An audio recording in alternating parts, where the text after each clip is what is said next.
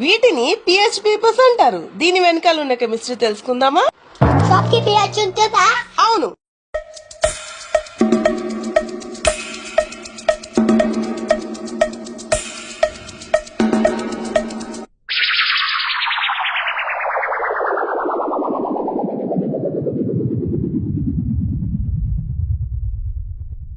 So ఈ pH papers అంటే ఏంటి?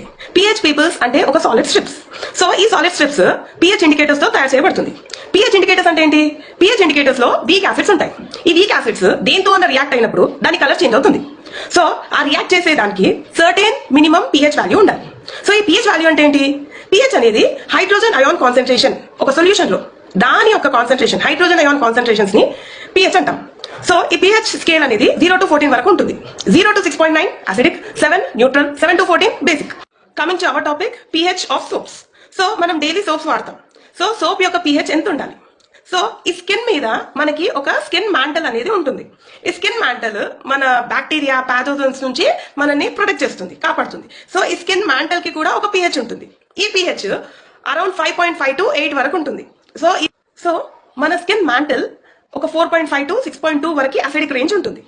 సో మనం వాడే సోప్స్ లలో స్లైట్లీ అసిడిక్, స్లైట్లీ బేసిక్ అంటే 7 to 10 లోపు, లేకపోతే 4 to 6 లోపు ఉన్నప్పుడు అది ఏం హార్మ్ చేయదు మన స్కిన్ ని. కానీ మనం వాడే సోప్స్ లలో ఎక్స్ట్రీమ్లీ అసిడిక్ అంటే 0 to 3 ఆర్ ఎక్స్ట్రీమ్లీ బేసిక్ అంటే 12 to 14 ఎక్స్ట్రీమ్లీ బేసిక్ ఉన్నప్పుడు అది మన స్కిన్ ని హార్మ్ చేయొచ్చు. జనరల్ గా మన పిహెచ్ బ్యాలెన్స్డ్ సోప్స్ మీద చాలా మార్కెటింగ్ హైప్, బజ్ క్రియేట్ చేస్తారు.